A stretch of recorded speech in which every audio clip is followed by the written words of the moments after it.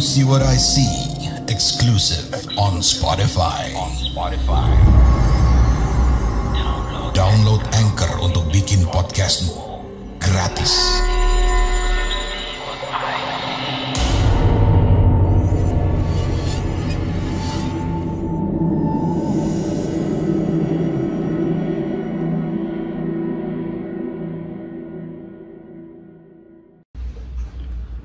Halo warga Desa Sukawedi, kembali lagi dalam segmen Kamis Misteri.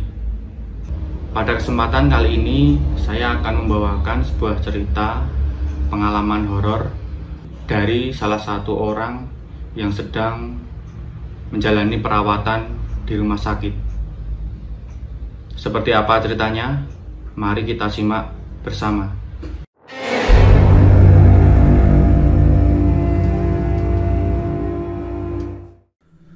Pada sore menjelang malam, tepatnya saat azan maghrib, aku mengalami kecelakaan sepeda motor di sebuah jalan raya yang memang ramai. Motorku rusak berat. Aku mengalami patah tulang di kaki kiri karena menghantam bahu jalan dengan keras. Sebelum kecelakaan, aku memang melaju dengan kecepatan tinggi. Karena hilang konsentrasi, aku hampir menabrak seorang penyeberang jalan. Aku memang berhasil menghindar, tapi aku hilang kendali dengan motor yang masih melaju dengan kecepatan tinggi, sampai akhirnya menabrak pembatas jalan dan membuatku terpental. Aku mendapatkan perawatan intensif dari para dokter. Singkat cerita, malam itu aku dirawat di rumah sakit terdekat. Kakiku sudah diperban dan dipasang gip. Aku saat itu masih sadar, karena memang tidak ada luka serius kecuali kakiku. Aku ditempatkan di sebuah ruangan yang sepi. Hanya ada beberapa pasien yang mendiami ruangan ini. Dan disinilah aku mulai merasakan hal-hal yang aneh. "Bagas, Bapak sama Ibu pulang dulu ya. Nanti pagi-pagi kita balik ke sini lagi kok," ucap ayahku. Aku yang masih berbaring, mengangguk dan mengiyakan ucapannya. "Aku nggak lama-lama kan di sini?" tanya aku. Enggak akan lama kok," jawab ayah yang kemudian berjalan meninggalkanku. Aku menempati ranjang di ujung kiri ruangan. Tapi di sampingku masih ada satu ranjang lagi yang kosong yang merupakan ranjang paling dekat dengan dinding. Ranjangku dan ranjang kosong itu dibatasi oleh sebuah tirai yang dapat dibuka apabila digeser. Sementara pasien lainnya berada di seberang ranjangku. Jadi singkatnya, aku sendirian berada di barisan ini. Aku memutuskan untuk istirahat malam ini, karena memang sudah lelah rasanya. Aku coba pejamkan mata dan berusaha tidur, tapi aku tidak bisa langsung tidur. Aku raih ponselku yang diletakkan ayah di meja. Aku juga mengambil botol minum. Sambil menunggu kantuk datang, tanganku bergerak berselancar di dunia maya. Tak lupa, aku juga mengabarkan pada teman-teman di tempat kerja perihal keadaanku sekarang. Namun, tak ada satupun jawaban. Maklum, karena memang sudah larut malam. Saat sedang asyik main ponsel, aku mendengar gerakan seseorang dari arah samping. Ya, dari arah ranjang kosong itu. Aneh sekali, karena pada saat aku datang, aku lihat ranjang itu memang kosong. Dan apabila ada anggota keluarga pasien lain yang tidur di sana, seharusnya aku mendengar suara tirai dibuka. Aku berusaha mengabaikan. Mungkin suara itu dari arah lain. Aku salah dengar.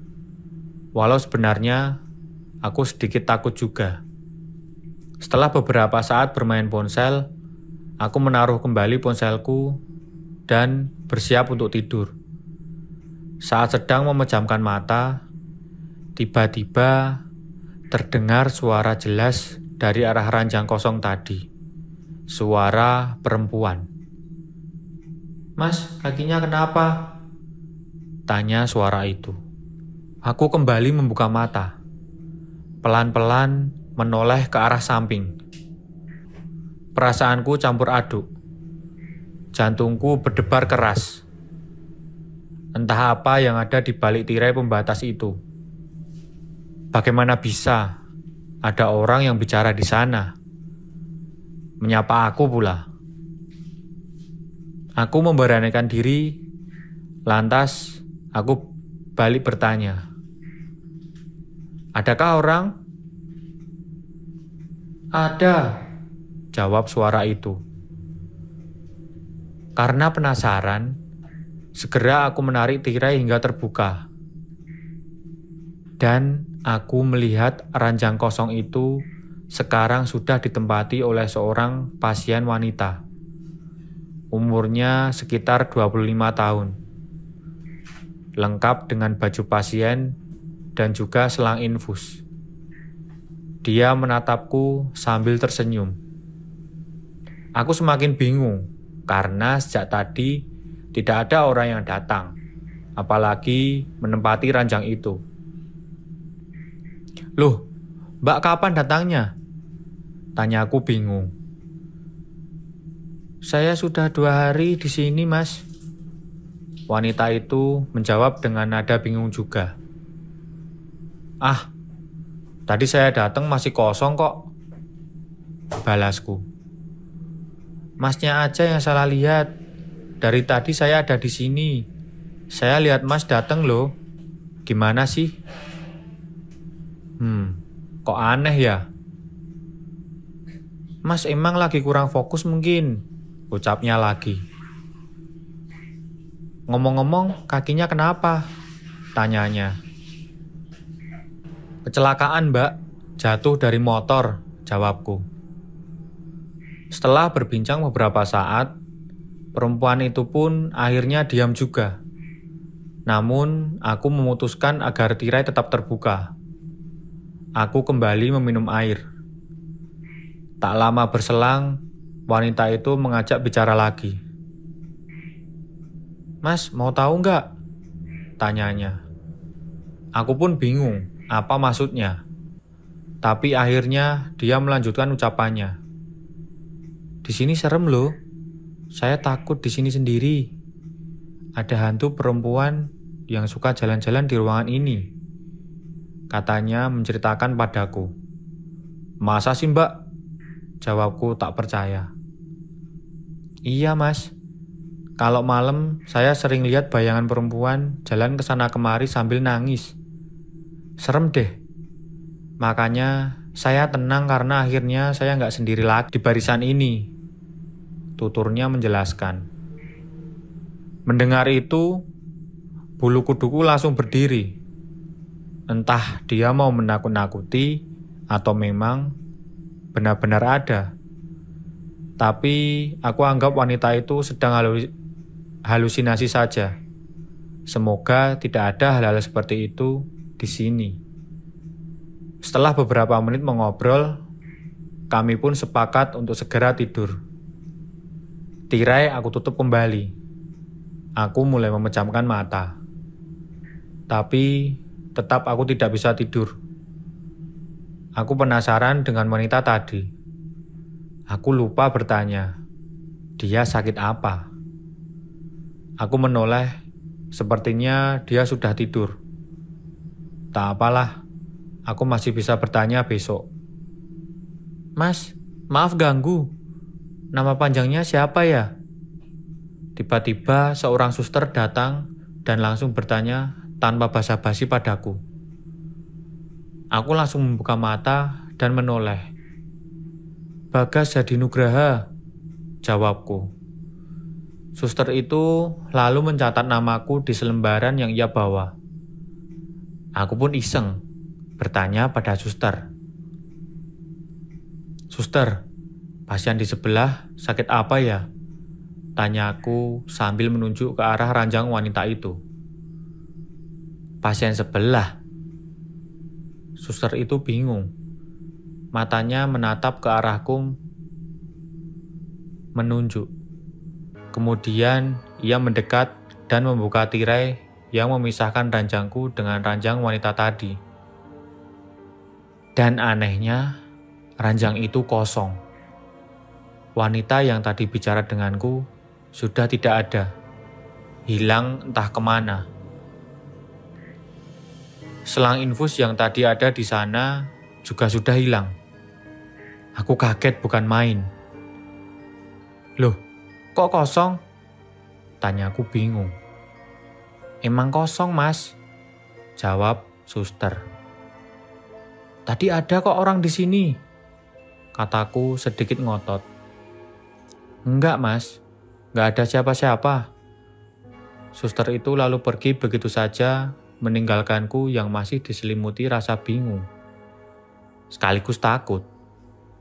Aku merinding, dan tanpa pikir panjang, aku langsung menutup mata, berharap bisa cepat-cepat tidur, lalu bangun keesokan harinya.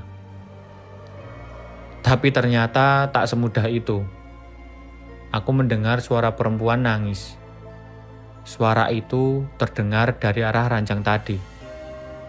Aku menutup telingaku dengan selimut, tapi masih terdengar. Wanita itu menangis dengan suara yang menyeramkan. Dan entah apa yang merasukiku, seolah-olah perhatianku tertarik kepada sosok yang sedang menangis itu. Rasanya aku ingin sekali membuka mata dan menoleh ke arah wanita itu. Akan tetapi aku ketakutan. Aku menahan keinginan itu, namun tidak bisa. Aku pikir aku harus melihat dan memastikan tidak ada apa-apa di sana. Dengan begitu, aku akan bisa tidur dengan tenang. Aku menarik nafas panjang, membuka mata, dan menoleh ke sumber suara tangisan itu. Dan ternyata, keputusan ini menjadi keputusan paling bodoh yang aku ambil. Aku melihat dengan jelas perempuan tadi sedang duduk di atas ranjangnya dengan posisi membelakangiku. Rambutnya berantakan tak karuan, bajunya lusuh, kotor. Tatapanku terpaku pada sosok itu. Aku tak bisa berkata apa-apa. Bahkan berdoa pun tidak bisa. Sosok itu masih menangis. Tak lama kemudian, sosok perempuan itu memutar kepalanya. Ya, kepalanya berputar 360 derajat menghadapku. Wajahnya sangat menyeramkan, putih, pucat, dan mulutnya robek sangat lebar hingga mencapai telinga. Matanya putih semua. Sosok itu tersenyum ke arahku dengan posisi kepala berputar seperti itu. Lalu terdengar suara keluar dari mulutnya yang berkata, "Hehehehe, udah tahu ya." Aku memalingkan wajah ke samping. Sosok itu pindah mengikuti arah mataku. Aku memalingkan wajah ke depan, dia menggantung di langit-langit. Kemanapun aku menoleh, dia selalu mengikuti. Aku tetap mencoba berusaha memejamkan mata. Namun wajah menyeramkan sosok itu malah terbayang semakin jelas. Tertawa terbahak-bahak dengan darah yang keluar dari mulutnya. Seketika aku tak tahan lagi.